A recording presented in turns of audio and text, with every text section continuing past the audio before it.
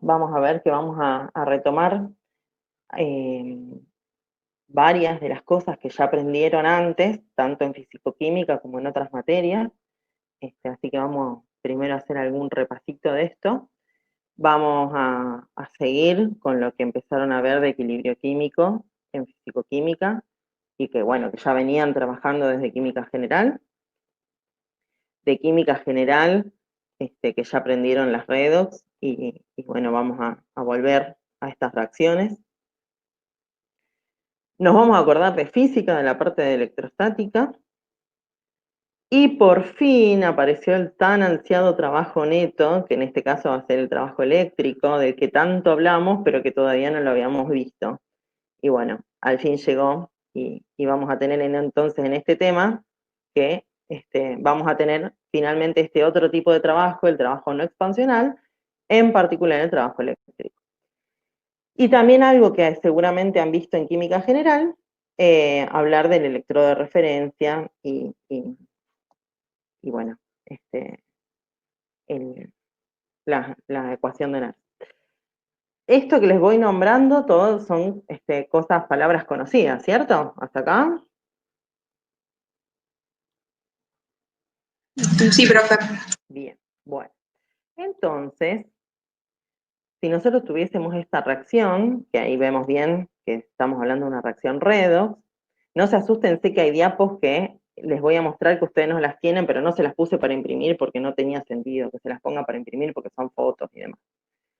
En esta reacción, que tenemos justamente una reacción de óxido de reducción, si nosotros ponemos en contacto cobre metálico en contacto con una solución de plata, podemos ver que parte del cobre se va a oxidar y va a pasar a la solución, y parte de la plata que tenemos en la solución del catión plata se va a reducir y se va a depositar sobre el cobre. Y de hecho, eso es lo que nos permite obtener, no sé si alguna vez han visto, este arbolito, que es un arbolito, bueno, se arma, ¿no?, una estructura de cobre que se coloca en una solución de nitrato de plata y que a medida que se empieza a depositar la plata sobre el metal, ven que quedan como todo este efecto como si fuese nevado y empieza a oxidarse el cobre, lo que nos da el color característico. Entonces, vemos que esta reacción puede ocurrir de esta manera si ponemos en contacto entonces cobre metálico con una solución y un catión plata. Sin embargo, si ponemos en contacto plata metálica con una solución de cobre, vemos que no pasa nada, no tenemos reacción. Con lo cual, acá podemos acordarnos un poco acerca de cómo sería la espontaneidad de cada uno de estos procesos. ¿Qué podríamos decir, a ver, de la espontaneidad de cada uno de estos procesos que tenemos dibujado en los vasitos?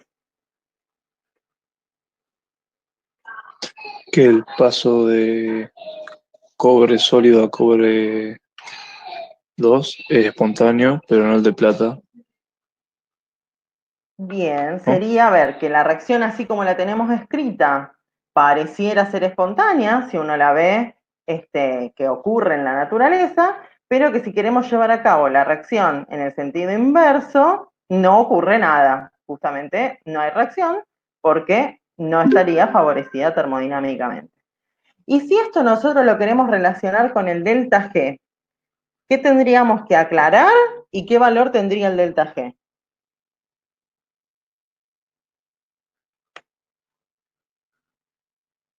No tendría que haber trabajo neto, tendría que Ajá. ser un sistema cerrado, Uh-huh. presión y temperatura constante, y delta G tendría que ser negativo. Perfecto, tendría que ser negativo para la reacción que sabemos que sí ocurre. Muy bien. Pero la cosa es que muy bien hiciste esa aclaración acerca del tema del trabajo.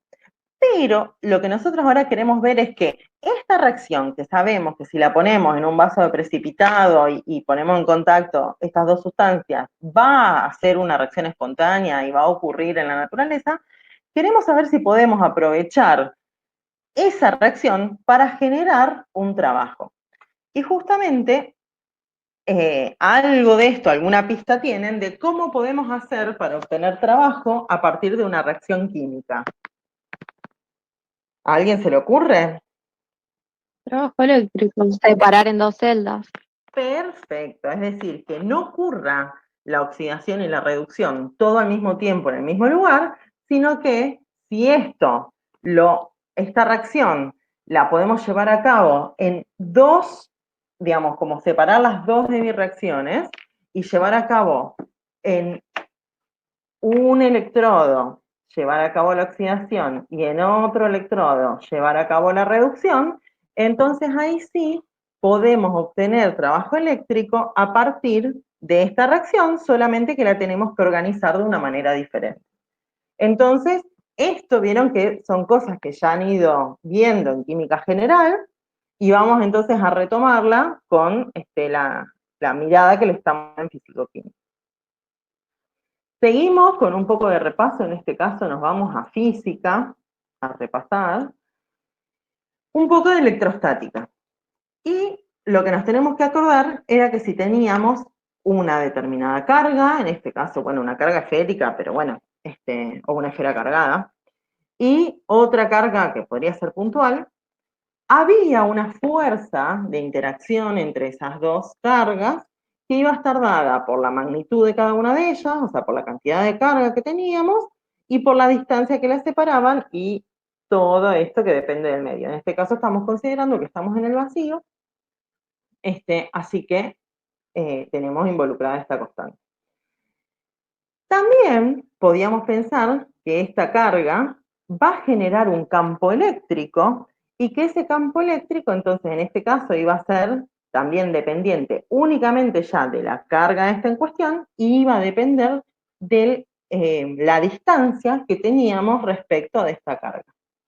Y así como generaba un campo eléctrico, también iba a generar un potencial eléctrico que también depende únicamente de la carga y de la distancia a la cual estamos de esa carga.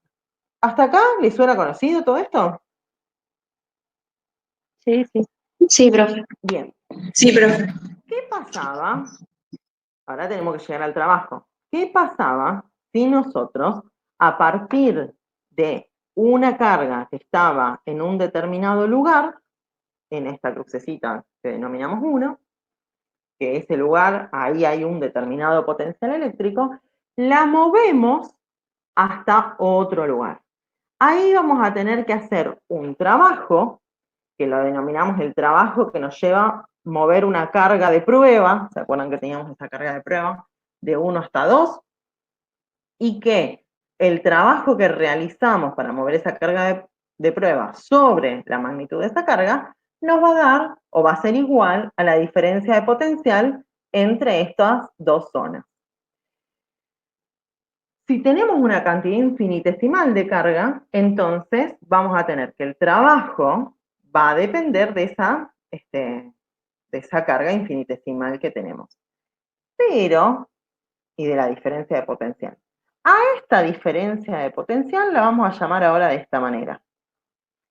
Y tenemos que hacer otra aclaración. Cuando nosotros hablábamos en física, hablábamos de que el trabajo que realizábamos nosotros para mover una carga de acá hasta acá.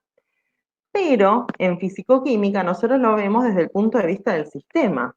Es decir, a lo que nosotros nos va a interesar es cuál es el trabajo que realiza el sistema, que en este caso va a ser un trabajo eléctrico.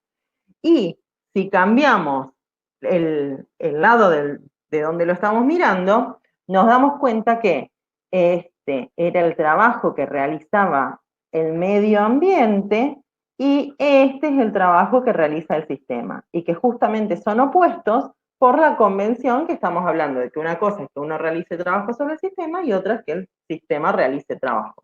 ¿Se nota eso? ¿De por qué cambiamos este signo?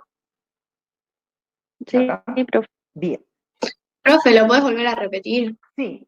En física, nosotros hablábamos de cuánto trabajo tengo que hacer yo, en un primer momento era para traer una carga unitaria desde el infinito hasta un determinado lugar, que podría ser este.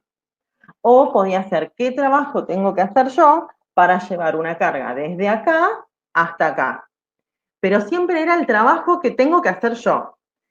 A nosotros lo que nos interesa es cuál es el trabajo que realiza el sistema. Entonces, cuando yo digo qué trabajo tengo que hacer yo, es qué trabajo tiene que hacer el medio ambiente, ¿sí?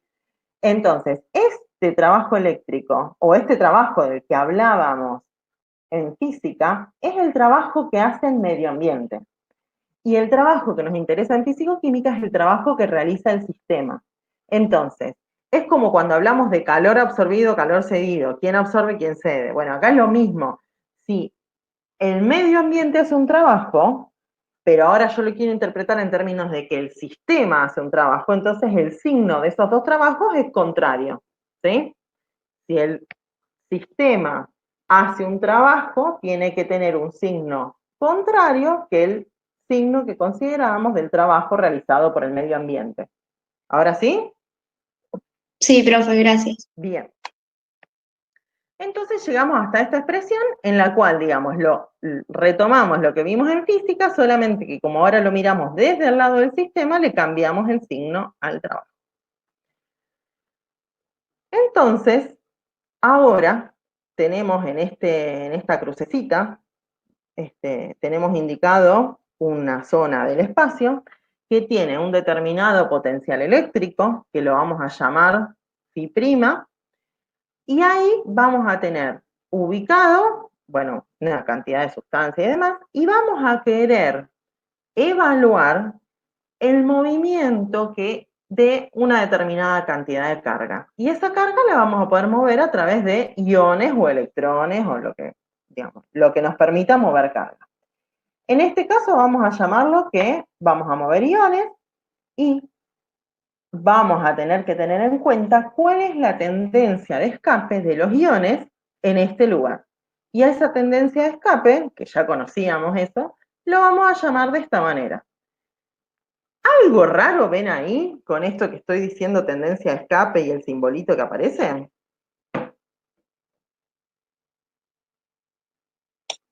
Sería el potencial químico. Bien, pero ¿aparece ahí el potencial químico tradicional de toda la vida o tiene algo diferente?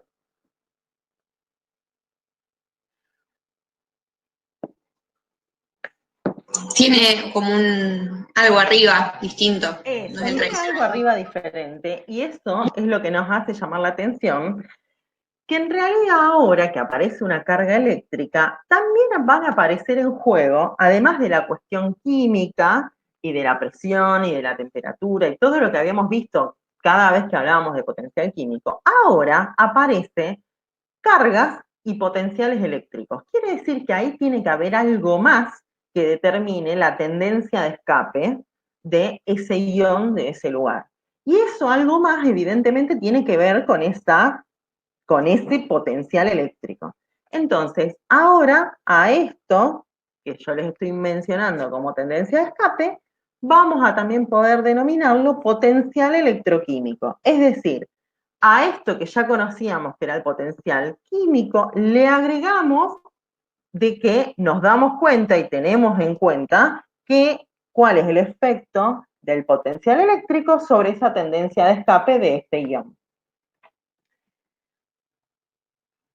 Si a partir entonces de este lugar que tenía un determinado potencial eléctrico que lo llamábamos de esta manera y teníamos este ion con un determinado potencial electroquímico, movemos de forma reversible un diferencial de carga hasta otro lugar con otro potencial eléctrico y donde ahora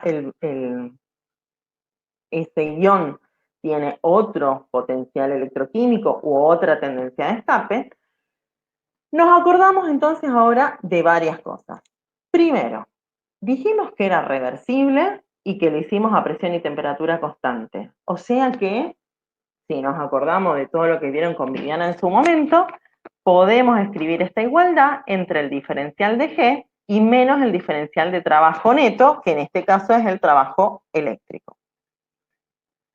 Por otra parte, podemos, por analogía con lo que vimos de potencial químico, tendencia de escape y demás, plantear que ahora vamos a tener un delta G, fíjense que seguimos a P constante, que vamos a entonces ahora a tener en cuenta cómo varió la energía libre del sistema, por un lado, porque acá apareció una determinada cantidad de moles de este ion del que estamos hablando, y a esa cantidad de moles que apareció acá, entonces la vemos reflejada, que sumamos esto acá, pero a la vez desapareció esa misma cantidad infinitesimal de moles de ion de esta zona del sistema y lo vemos reflejado entonces en el cálculo del diferencial de G acá.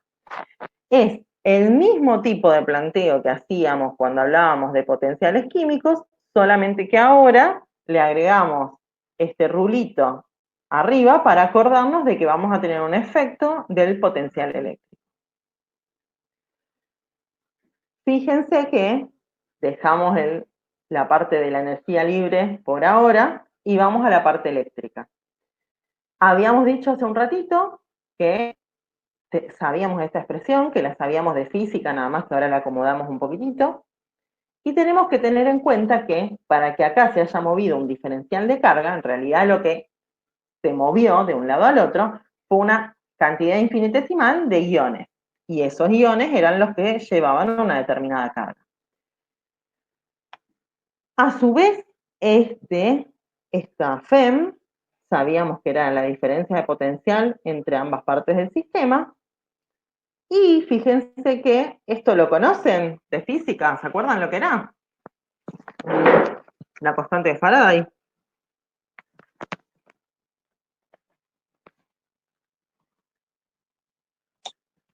La carga de un mol. Bien, es la carga elemental multiplicada por el número de Avogadro. Quiere decir que si tuviésemos una cantidad de carga unitaria, es decir, que una partícula con una carga unitaria, y consideramos después un mol de este tipo de ion, vamos entonces a tener una carga igual a la constante de Faraday. Y esto nos acordamos, ¿por qué? Porque podemos ahora sí relacionar la cantidad de carga que se movió cuando movimos esa cantidad infinitesimal de moles del ion que estamos hablando. Entonces, si este ion que estamos diciendo tenía una determinada cantidad de carga, por ejemplo, más 2, este Z representa esa carga que llegaba a cada uno de esos iones.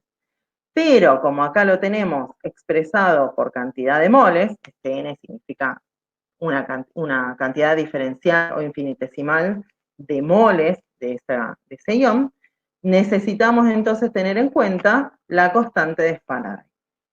¿Se nota esto?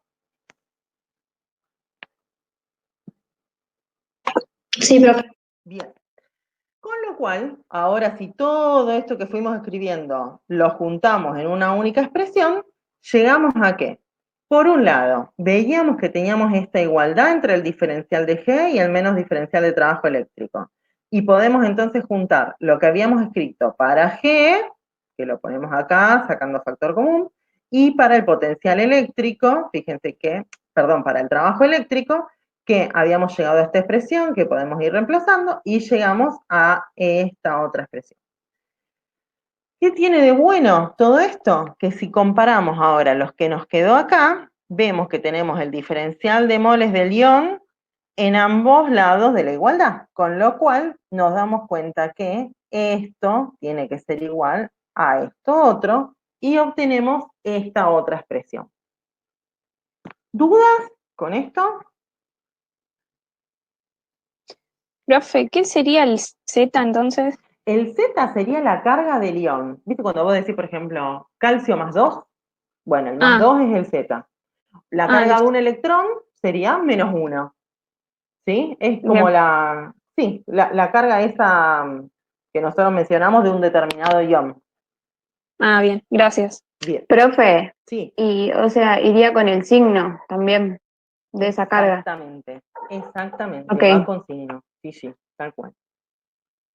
porque ahí tiene mucho que ver si lo que nosotros estamos moviendo es una carga negativa o una carga positiva, de acuerdo también con el tema de los potenciales. Sí, sí, sí. Todo Claro, lo que siempre sí, sí. sea con carga, va con signo.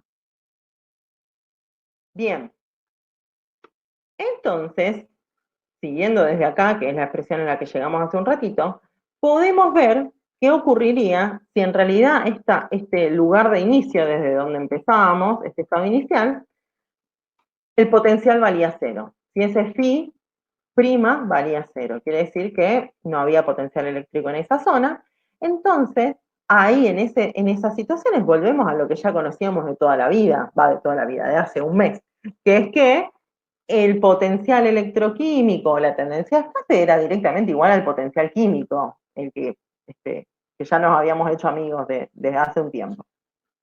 Con lo cual, esta expresión también, esta de acá arriba, si ahora consideramos que esto directamente es igual al potencial químico y esto dijimos que vale 0, podemos volverlo a escribir y nos queda entonces esta expresión.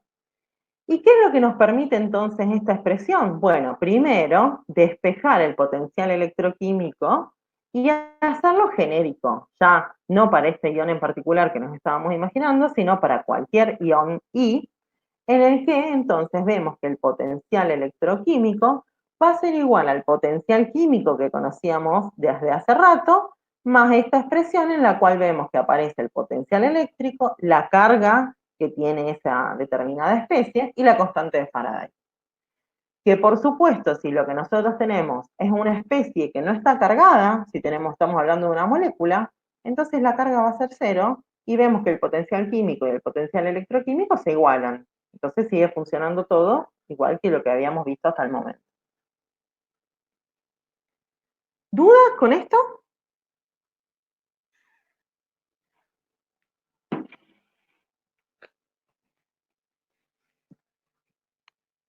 Bueno.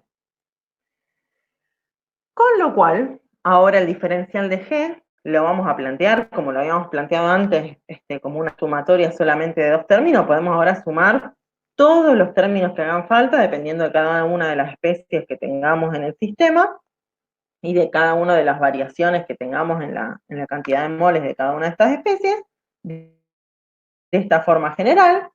Y también esto nos cambia cuál es la condición de equilibrio, porque ahora ya si estamos hablando de iones, vamos entonces a hablar de equilibrio electroquímico y nos cambia entonces también apenas lo que habían visto en equilibrio químico, que habían visto esto mismo, pero para potenciales químicos. Bueno, ahora nos damos cuenta y hacemos explícito que también va a intervenir el potencial eléctrico en la situación de equilibrio. Quiere decir que ahora acá ya hablamos de potenciales electroquímicos. ¿Dudas? ¿Preguntas?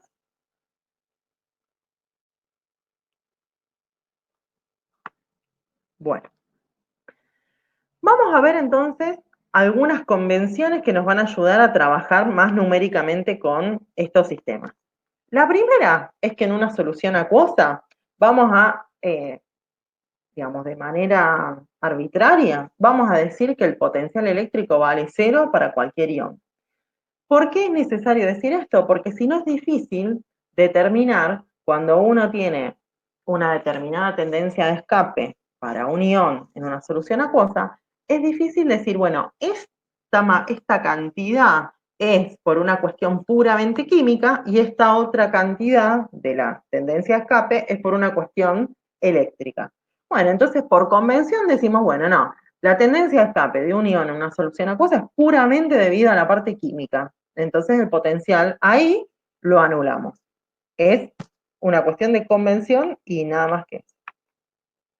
Eso que hace entonces que el potencial electroquímico de un ion en una solución acuosa va a coincidir con su potencial químico de toda la vida.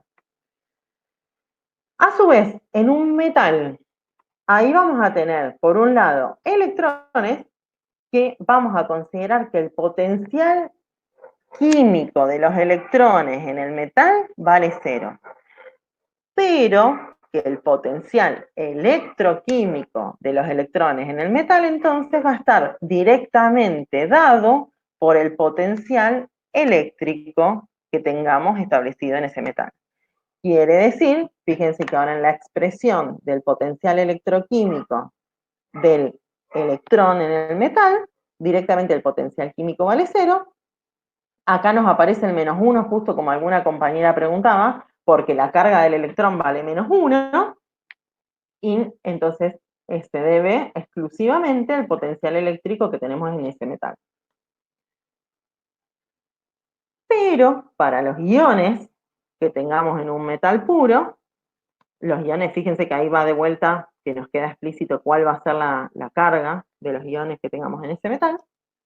Vamos entonces a decir que el potencial químico también de esos iones va a ser 0, con lo cual también de vuelta el potencial electroquímico va a deberse pura y exclusivamente a la parte eléctrica y que ahora sí se va a relacionar con la carga del ion y el potencial eléctrico que tengamos en ese sistema o en esa zona del sistema.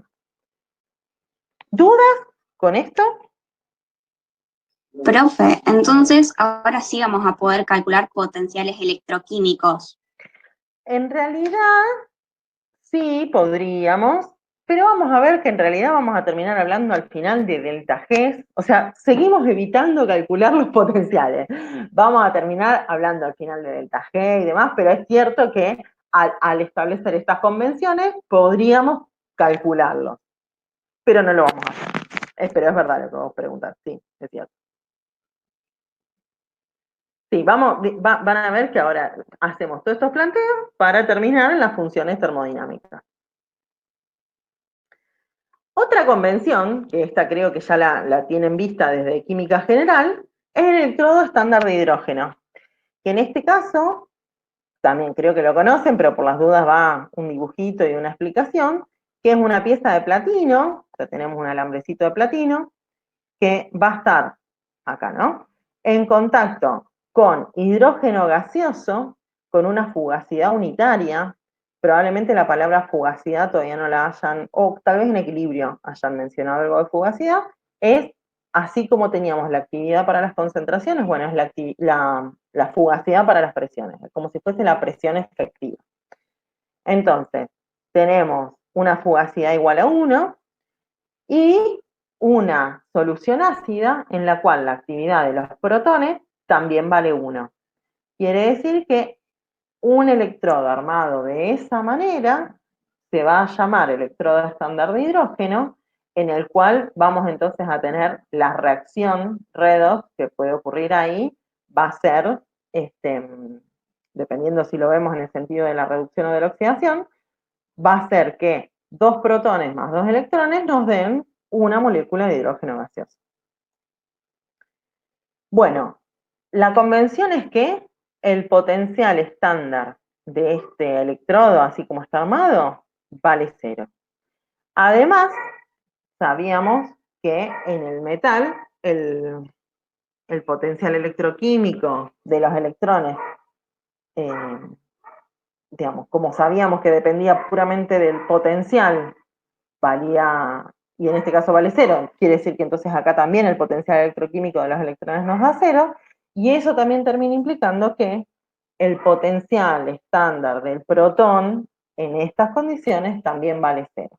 Y esto es también lo que nos va a servir como referencia para poder plantear los potenciales de reducción de otros electrones.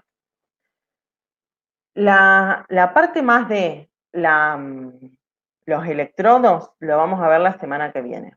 Ahora nos metemos de lleno en la celda completa. La semana que viene vemos electrodo por electrodo. ¿Dudas hasta acá con esto?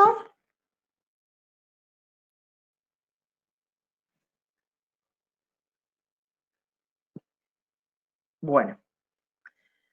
Acá tenemos armada una celda, que algo habíamos visto al principio de la clase, que justamente lo que logramos hacer es separar las dos hemireacciones y que tengamos en una hemicelda, que ocurra, en este caso lo tenemos planteado como la oxidación del zinc, y por otro lado, la reducción del cobre en la otra hemicelda. Fíjense que esto también creo que deben estar más o menos familiarizados con el tema de la forma en la que se escribe la notación de la celda. ¿Se acuerdan de esto, de química general? Sí, Por las dudas vamos a hacer un repaso. ¿Qué poníamos afuera, es decir, en los extremos? Acá. El metal. Bien, el electrodo, exactamente, el metal que va a estar haciendo entonces, que va a ser sobre el que ocurra la reacción química.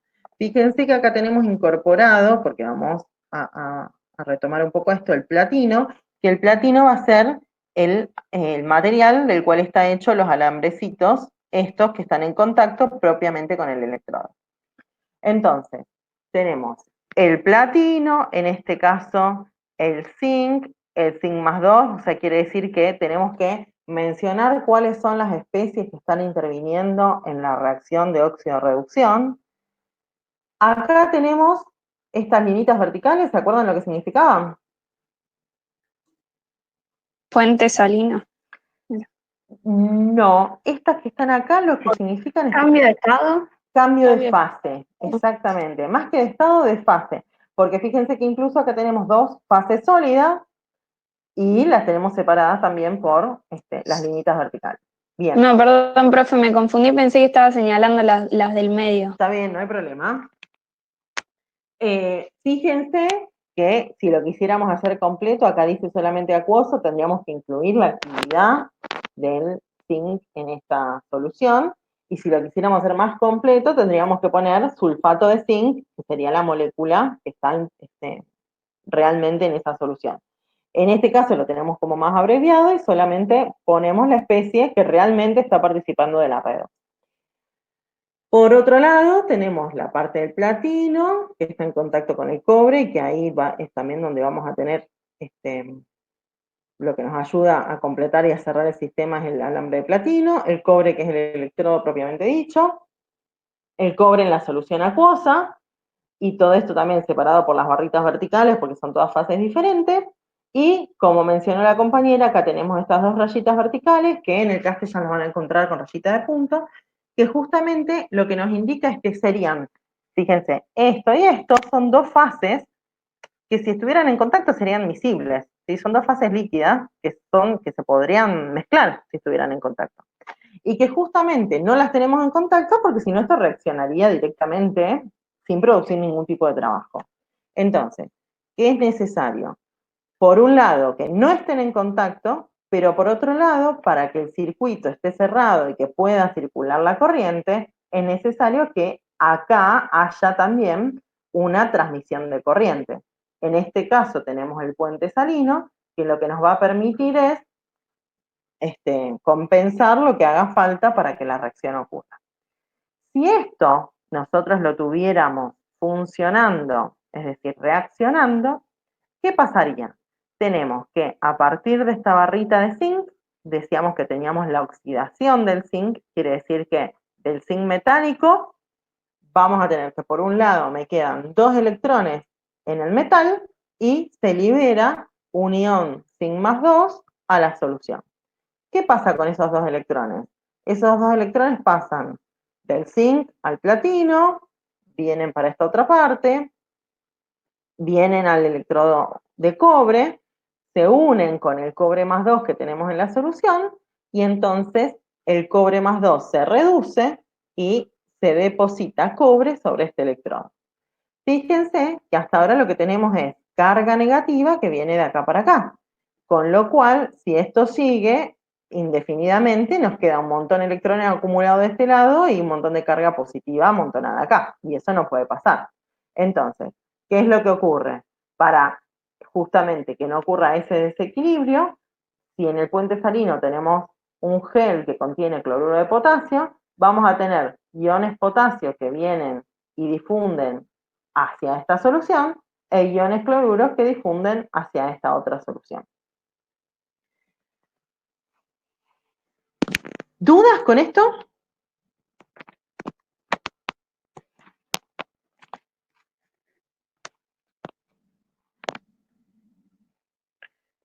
Bueno, ¿qué ocurre? Mejor dicho, ¿por qué tenemos ubicado de este lado este electrodo y de este lado este otro electrodo? Y justo nos quedó anotado de la misma manera cuando escribimos la celda. ¿Es de casualidad o tiene algún sentido?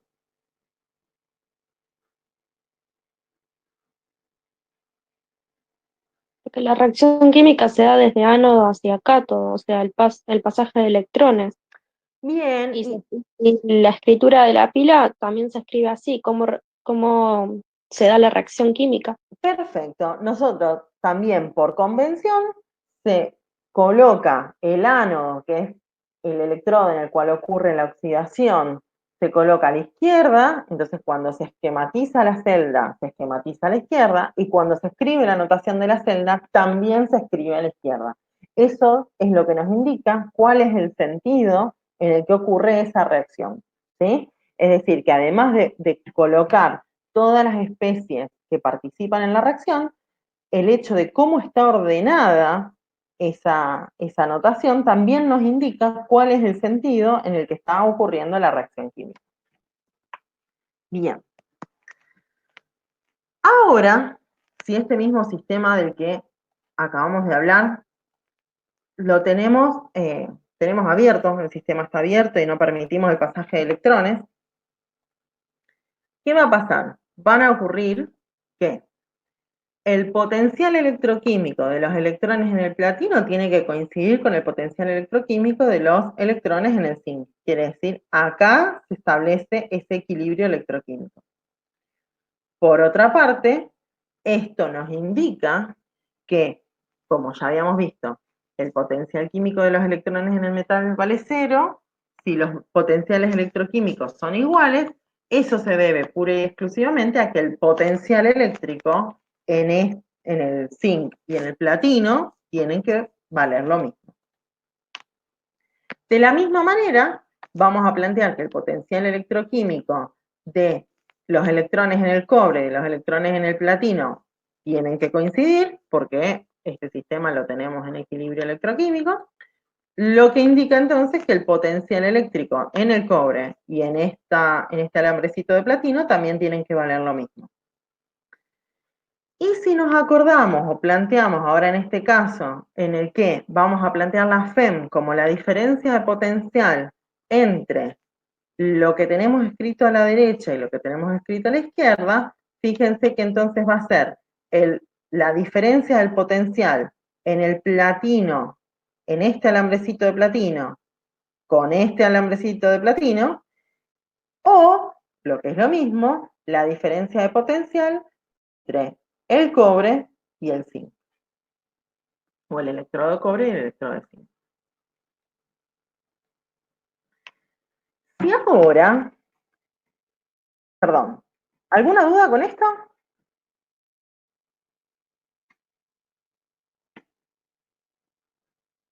Profe, eso es siempre que yo no permita el paso de electrones entre el ánodo y el cátodo. Exacto, o sea, dejamos todo el sistema abierto y dejamos que se establezcan todos los equilibrios que correspondan. Entonces ahí podemos plantear cuál es esa diferencia de potencial de la que estamos hablando. Sí, tal cual. Ahora, ¿qué hacemos? Permitimos el paso de electrones, conectamos esto, acá encontré este dibujito y no lo cambié, pero conectamos ahora a este sistema a un motorcito o a algo que genere trabajo, ¿sí? Entonces, permitimos la reacción química, pero hacemos que circulen los electrones de forma infinitesimal.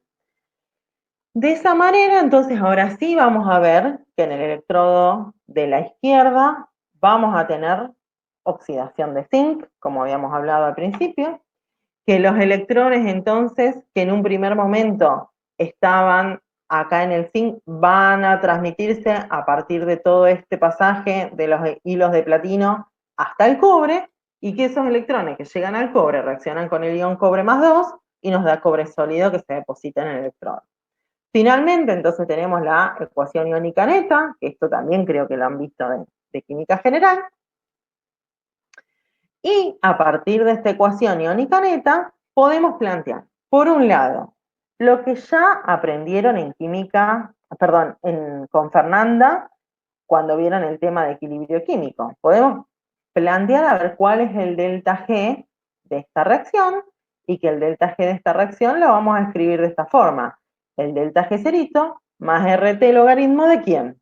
De la actividad o del producto de las actividades de los productos sobre las actividades de los productos de los reactivos. ¿Qué pasa? Justo en este caso, para los productos tenemos que uno de los dos productos es una sustancia sólida, con lo cual su actividad es unitaria, y para los reactivos ocurre lo mismo, tenemos insólido, con lo cual su actividad también es unitaria. Quiere decir que en este caso nos queda que el cociente de la reacción va a ser la actividad del zinc sobre la actividad del cobre, de los iones zinc y de los iones cobre.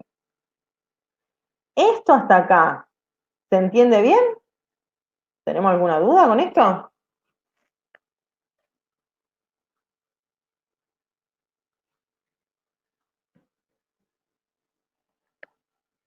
Bueno, pregunto, ¿qué era el delta G cerito?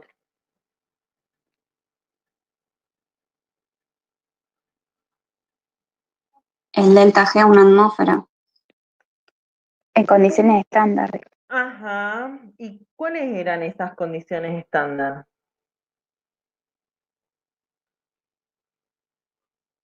¿De dónde salía ese delta G cerito en lo que vieron con Fernanda, digo? Sería cuando Q vale 1. Bien, cuando Q vale 1, quiere decir que cuando tenemos actividades o presiones o fugacidades o lo que corresponda unitarias. Exactamente. Venía de la sumatoria de los potenciales químicos ceritos y demás. Exactamente. Entonces, bueno, tener en cuenta qué es lo que significa esto para cuando nos toque en algún momento retomarlo. Bien. Entonces, Perdón, es en condiciones estándar cuando Q igual a 1. exactamente, tal cual. Bien. Exacto. Entonces, fíjense que, si nos acordamos de lo que habíamos visto hace un rato, habíamos planteado cuál era la igualdad entre menos el trabajo eléctrico y las diferencias de los potenciales entre las dos zonas del sistema, que en este caso serían estos alambres de platino 1 y 2, y la carga. En este caso, como tenemos dos electrones dando vuelta, la carga va a ser menos 2, y la constante de Faraday, y acá bueno, ya lo escribimos como FEM. Y fíjense que entonces esto, ahora de manera genérica, podemos escribir, en vez de menos 2, como en este caso porque eran dos electrones, menos la cantidad de electrones que tengamos dando vuelta para que la reacción ocurra, ¿sí? Esto entonces,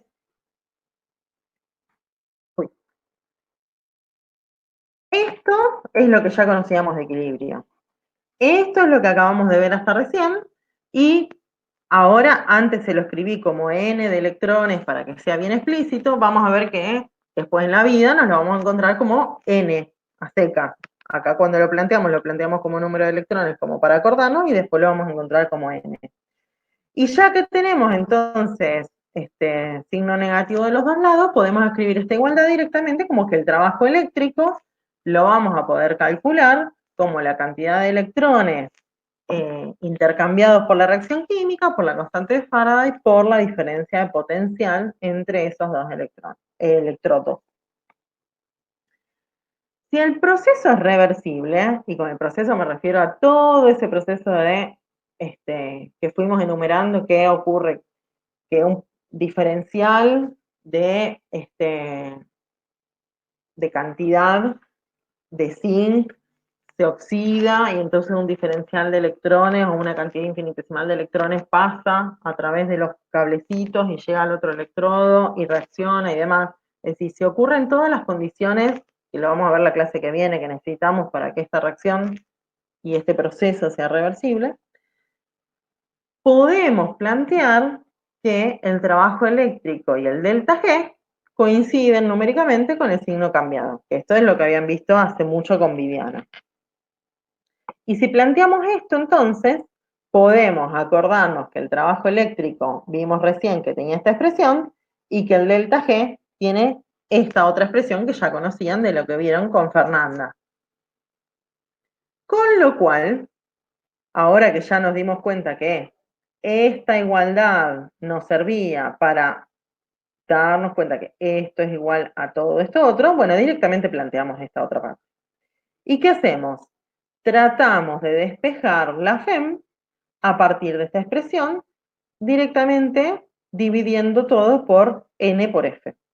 Y llegamos entonces a esta expresión que si la maquillamos un poquitito más, llegamos a algo que me parece que ya lo tienen visto, que lo han conocido en química general.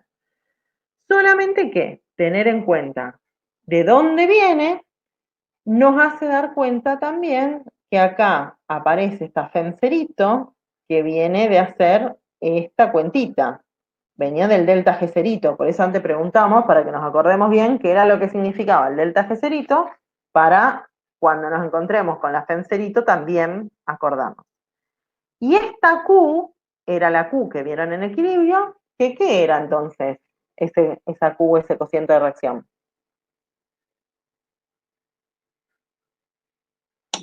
Sería cuán alejado está de las condiciones estándar.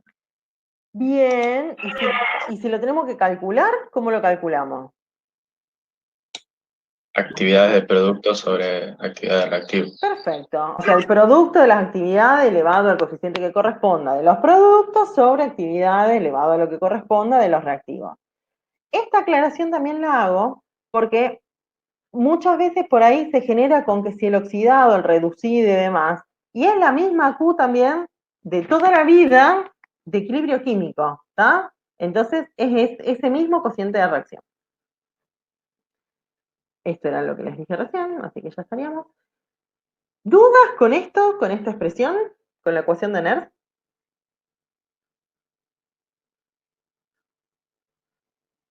Bueno, si está todo bien, vamos a hacer un ejercicio. Me faltaba la temperatura.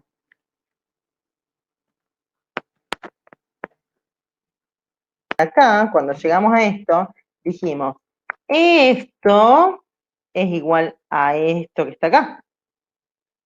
Así que directamente nosotros nos pedía el delta G0 y teníamos como dato la FEM0, podíamos directamente calcular de ahí.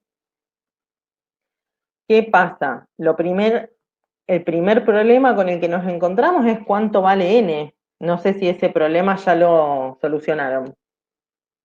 No, yo estaba justo ahí trabada. Bien. Yo también. ¿Y alguien me hizo caso? ¿Escribió la reacción? ¿La reacción desglosada? ¿Las hemireacciones? Sí, Bien, ¿y cómo la escribiste? Sofía, a ver. Bien, el cloruro negativo. Perfecto. Ahí está, muy bien. Perfecto. Bien, ahí están las dos hemireacciones. Entonces, con esas dos hemireacciones, nos damos cuenta de cuánto vale la cantidad, o cuál es la cantidad de electrones dando vuelta ahí. 2. Bien, fíjense que si ahí ven lo que escribió Sofía, una parte muy importante de darse cuenta cómo viene la mano es no querer ir a disociar esto que es sólido. Por eso también está puesto esto como ejemplo. Vieron que uno puede disociar una especie si es realmente que se disocia y está en solución acuosa, pero en este caso que es sólido, es así, es una molécula que es así, entonces no la podemos disociar. Entonces, bueno, planteamos la reducción del mercurio, pero partiendo de la molécula de cloruro de mercurio 1 y llegando entonces a 2 mercurios más 2 cloruros, Y el hidrógeno entonces nos queda que sí, que una molécula de hidrógeno gaseoso nos va a dar 2 protones más 2 electrones. Ahí entonces ya nos damos cuenta de que el N vale 2. Con eso tenemos ya, aplicando la formulita que les mostraba recién, casi todo listo para calcular el delta G cerito. Nosotros usamos la constante de Faraday. La constante de Faraday es la carga elemental por el número de Avogadro, que es 96.000, más o menos, 96.500 Coulomb por mol, en este caso de electrones sería. Profe, da menos 50.180. A mí me dio menos 51.646,8. Sí, pero le redondeó un poco ahí la constante de Faraday. Sí, tal cual. Profe, yo tengo una duda en base a eso. Dale. Si el N lo ponemos como -2, Sí. y habíamos dicho que la FEM cerito es igual a menos delta G cerito sobre N por F. Sí. Paso ese menos y me queda positivo, por eso no, es mi duda. perdón, mira, lo que pasa es que acá, espera, cuando llegamos hasta esta zona, espérate. Acá ya dijimos que íbamos a después, fíjate, dijimos menos, perdón, este menos con este menos, ya lo sacábamos. Ya considerábamos que este N que aparecía ahora era número de electrones. Lo pongo siempre positivo entonces. Ahora va positivo porque hicimos esa aclaración para decir, este N que aparece es número de electrones, porque lo que se va a mover en esto van a ser electrones, entonces con eso sacamos el signo, sí, o sea, ese N ya son número de electrones. Listo, perfecto. No, sí, eso lo había entendido que habías dicho antes, pero como lo igualé en base a la última fórmula que habíamos puesto. Claro, perfecto. lo que pasa es que después, yo acá se los puse para hacerlo como más explícito, pero después nos vamos a encontrar siempre con N, y ese N sabemos que es número de moles de electrones, o número de electrones, perdón. Así que el N vale 2, la F 96.500 Coulomb por mol de electrones, y la FEM cerito la tenemos de dato, y calculamos, y cuando calculamos, fíjense también que ahí es muy importante, ¿cuál es la unidad que nos queda el delta G0? ¿Atmósfera litro puede ser? ¿Por voltio? Bueno, claro, nos queda Coulomb por voltio, y eso es Joule. Coulomb por volt es Joule. Así que nos queda el delta G0 más o menos menos 51.000 joules sobre mol. Una vez que tenemos el delta G cerito, la K la saben calcular con lo que aprendieron en equilibrio. ¿Cómo hacemos?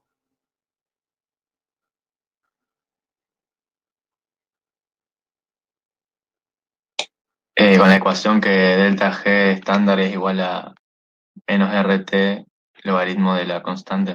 Perfecto. Ahí está. Bien, entonces, cuidado ahí nada más con el R que van a usar, para que las unidades le queden como corresponde. 14 por 10 a la 9. No, entonces También. Por las dudas, veamos. Cuando dijiste logaritmo, era logaritmo natural, ¿eh? Por las dudas, sí, ahí estaba la cosa. No, ya vi el error, ya me di cuenta, gracias. Bien. Ahí. Bueno, así que aprox quedamos en que la constante nos queda 1,14 por 10 a la 9.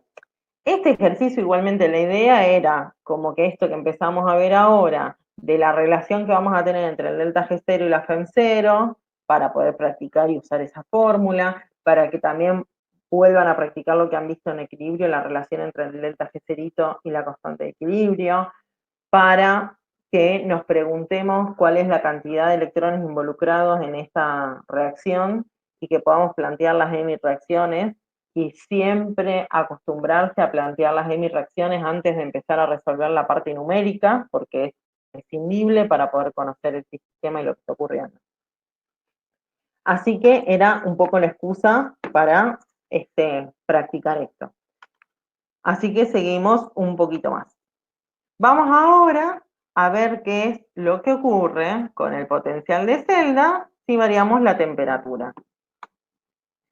Si nosotros partimos ahora entonces de esta igualdad, en la cual esto sabíamos que era igual al trabajo, y bueno, el delta G, esto planteamos en condiciones de reversibilidad, esa igualdad, y derivamos respecto de la temperatura a presión constante.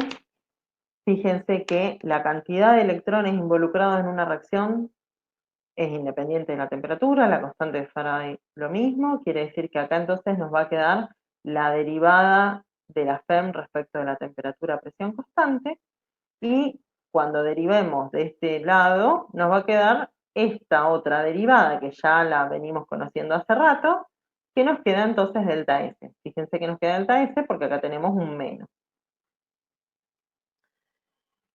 Significa que si nosotros despejamos a partir de esta expresión, despejamos esta derivada, vamos a ver que esa derivada es delta S sobre N por F.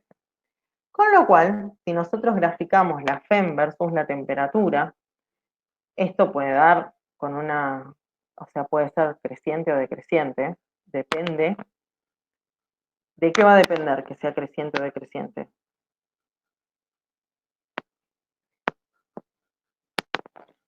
De si la FEM aumenta o disminuye cuando aumenta la temperatura. Bien, ¿y de qué vemos que va a depender acá? ¿Del delta S? Exacto, si el delta S de la reacción es positivo o es negativo, exactamente. Entonces, en este caso va como ejemplo que el delta S es positivo y que la FEM entonces aumenta con la temperatura, y justo encima también vemos un caso particular en el cual esa derivada, que sería la pendiente de la recta tangente a la curva que tenemos de FEM versus temperatura, bueno, justo vemos que acá es casi recto esta dependencia. Con lo cual esta derivada es constante, y es constante ¿por qué? Porque el delta S es constante en este rango.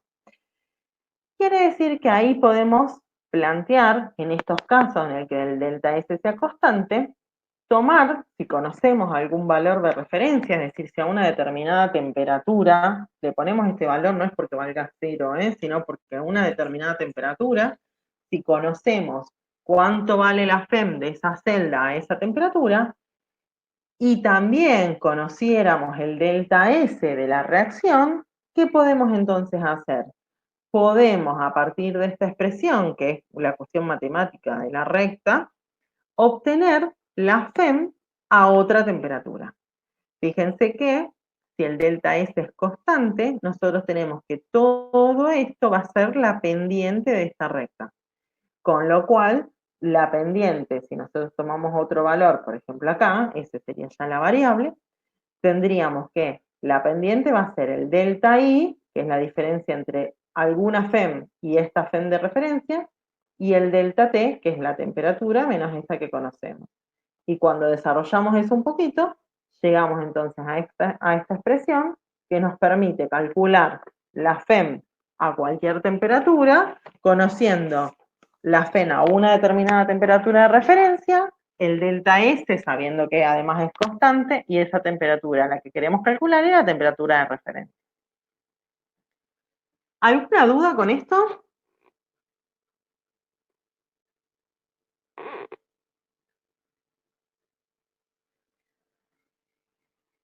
Fíjense también que esto lo que nos permite es lo contrario también, que si conocemos la FEM a distintas temperaturas, podemos entonces obtener cuánto vale el delta S de esa reacción.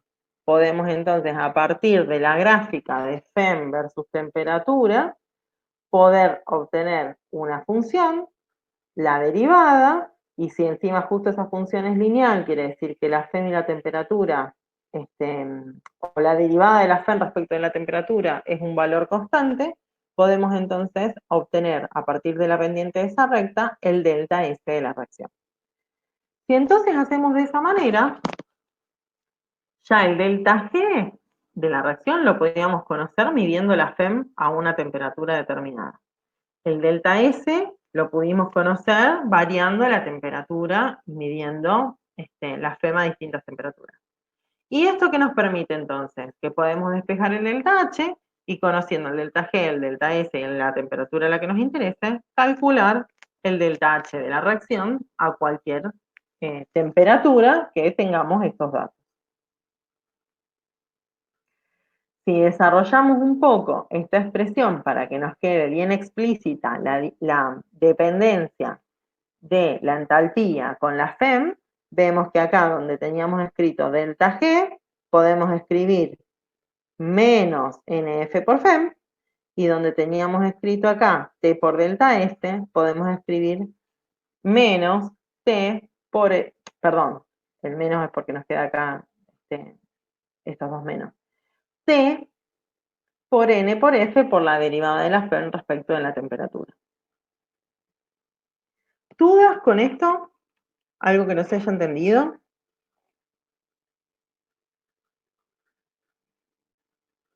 Profe, Sí. ¿puedes explicar cómo llegaste otra vez a la última ecuación esa? ¿A esta de acá? Sí, Bueno, el pasaje de acá a acá, sí, esto se nota, ¿no es cierto? Sí.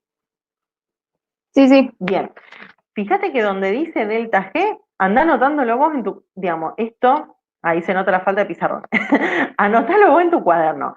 Este delta G, o sea, empezamos con delta H igual. Ahora vamos a escribir lo que es delta G. En vez de delta G, vamos a escribir, nos fijamos acá. Fíjate que menos delta G era N por F por FEM. Pero acá tenemos delta G, así que vamos a escribir menos N por F por FEM. ¿Sí? Acá. Sí. Más T por, y entonces donde dice delta S, ¿qué vamos a escribir? Esto que dice acá, ¿ves que delta S es igual a N por F por la derivada de FEM respecto de la T a P constante? Ahí escribimos eso en el lugar del delta S. Ah, Y sí, ahí está, ahora, ahí entendí. ahí estamos, sacamos factor común, menos N por F. ¿Qué pasa? Cuando sacamos factor común ese menos, ves que acá nos obliga a que le metamos un menos acá en este término. ¿Sí? Ahora sí. Sí, gracias. Bien. ¿Alguna otra pregunta?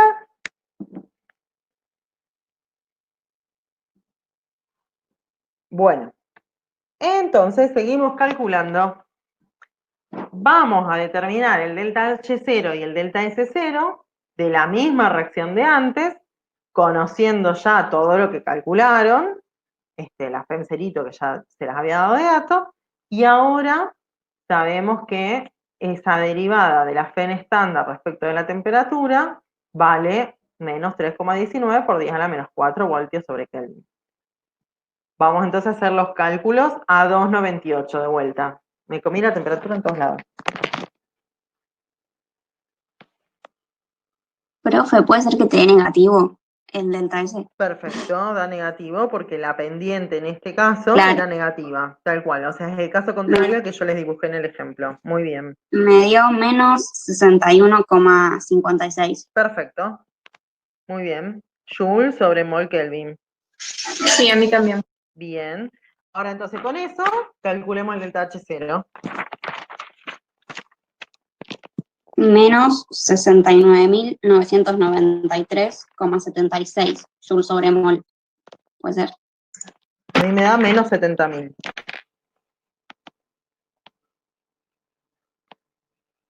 Joule sobre mol. Bueno, ¿algún problema con esto? Seguimos entonces. Profe, perdón, Dale. tengo una pregunta. Nosotros sabemos que estamos en condiciones estándar porque nos dice que A igual a 1. Porque las A son iguales a 1, la presión esta es una atmósfera, y además, en realidad, justo en este, y después tienen sólidos y líquidos. De todas formas, en realidad, acá, o sea, está buena tu pregunta, porque acá yo les di todas las condiciones para que estén en estado, digamos, en el estado de referencia. Pero si la pregunta era determinar el delta H0, aunque la reacción no hubiese estado en el estado que tenemos todas actividades unitarias y demás, lo que a vos te pedía era el delta H0. Entonces, vos te manejás con todo lo que es estado de referencia.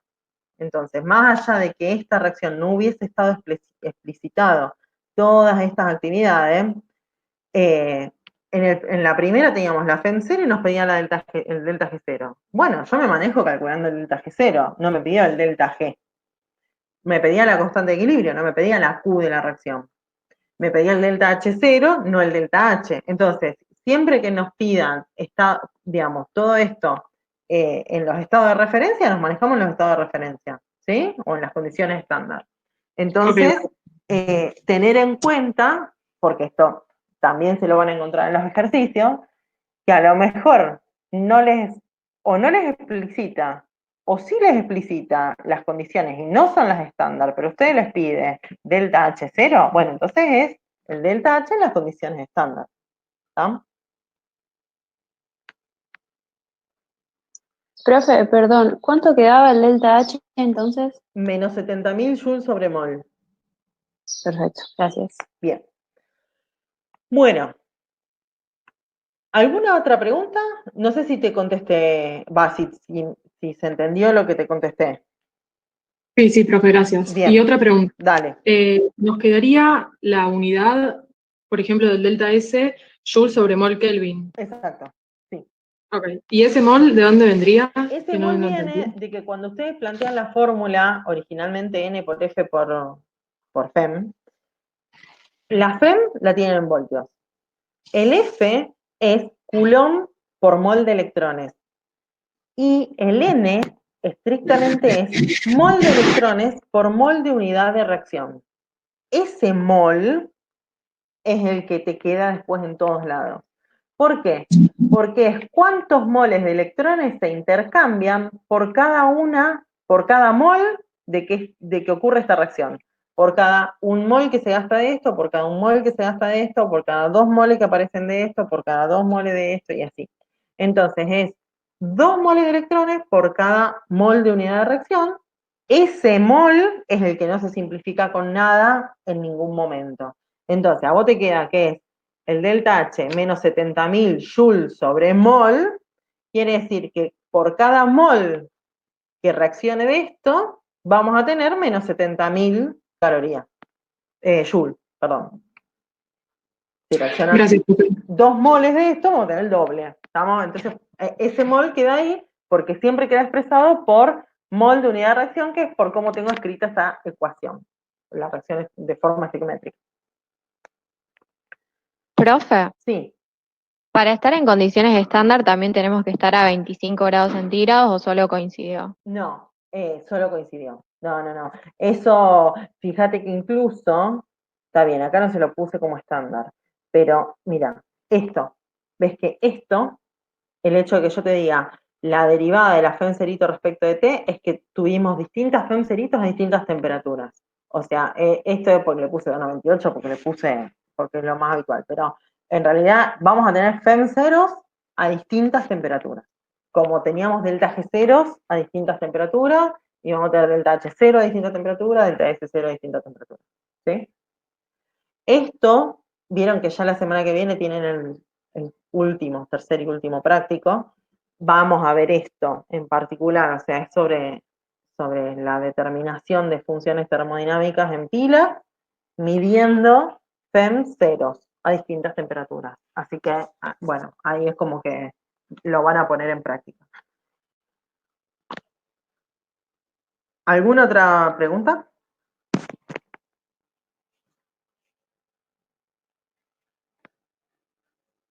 Bien. Bueno, nos queda un cachitín nomás, que es ver qué ocurre con el calor, o sea, si se intercambia calor cuando tenemos estas reacciones en la pila. Y estamos muy acostumbrados a que, sobre todo en estos procesos en los que veníamos que trabajamos a presión constante, estamos muy acostumbrados a igualar el calor con el delta H. ¿Lo podemos seguir haciendo ahora?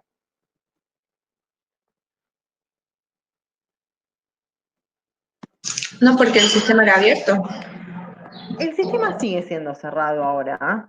Lo que que con la cambia lo que cambia ahora, es cierto que no lo aclaramos nunca, dijimos que el sistema era cerrado, pero no, sigue siendo cerrado.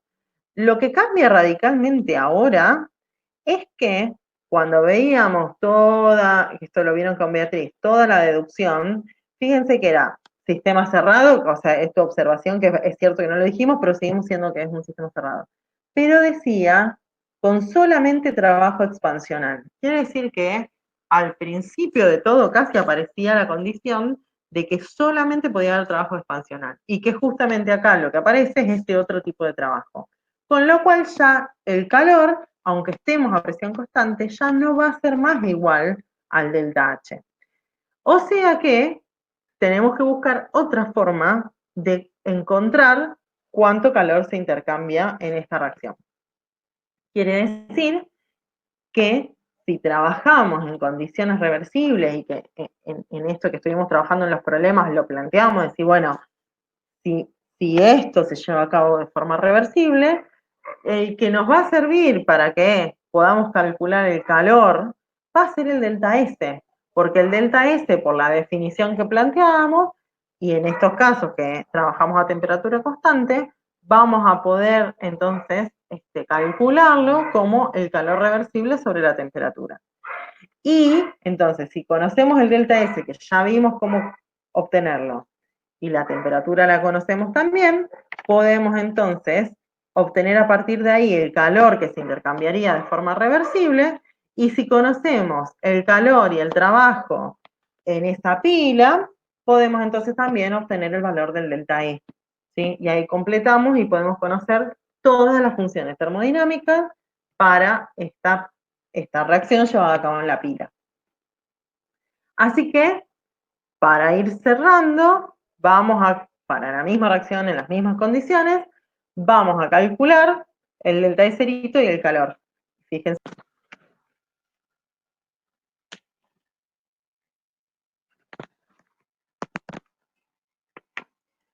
¿Calcularon el calor? Menos 18.346,9 joules sobre mol. Perfecto. Ya estamos casi sobre horario, eso es lo que más me importaba y les hago un comentario sobre eso. Fíjense que el delta H 0 les dio menos 70.000 y el calor menos 18.000. ¿Qué significa? El delta H 0, si esta reacción que tenemos acá, en vez de llevarla a cabo en una celda, lo hubiésemos llevado a cabo que mezclábamos directamente hidrógeno con este sólido y lo dejábamos reaccionar, o sea, lo juntábamos todo en un tacho, en un vaso precipitado y lo dejábamos reaccionar, entonces ahí sí que no había trabajo eléctrico, porque si lo mezclamos todo de la forma tradicional y no es que armamos la celda, eso hubiese transcurrido esa reacción de forma espontánea y hubiésemos tenido entonces trabajo eléctrico igual a 0 y se hubiese liberado una cantidad de calor que coincidía con el delta H, o sea que se hubiesen liberado 70.000 joules por cada mol de reacción. Pero ¿qué pasa? Si en vez de eso armamos la celda y producimos trabajo eléctrico, el calor que se libera es mucho más bajo. Fíjense que se liberan 18.000 joules. Quiere decir que ahí es donde vemos que en vez de que de que toda la energía que puede entregar esa reacción, esos 70.000 joules por mol, se vayan en forma de calor, una forma se va como forma de calor, pero una forma es produciendo trabajo eléctrico. Entonces ahí es donde vemos que baja mucho la cantidad de calor que se libera, justamente porque ahora la energía se va del sistema en forma de trabajo. Eso era lo que me importaba llamarles la atención. Y otra vez vemos que tenemos que el calor no es una función de estado, quiere decir que importa cómo se lleva a cabo el proceso en el valor que obtenemos de calor. Y que si bien acá tenemos procesos a presión constante, vemos que en realidad no se comporta como función de estado porque ya aparece ese trabajo eléctrico. Quiere decir entonces que tanto el delta S como el delta H, como el delta E, como el delta G, los estándar y los no estándar, como son funciones de estado, va a dar lo mismo en cómo llevemos a cabo esta reacción, pero no así el calor y el trabajo. Quiere decir entonces que las celdas nos van a servir para poder conocer las funciones termodinámicas de las reacciones, pero, y que esas, digamos, van a ser válidas tanto para la reacción llevada a cabo en la celda como de cualquier otra forma, pero el calor y el trabajo los tenemos que determinar en cada una de las condiciones que nos interesan.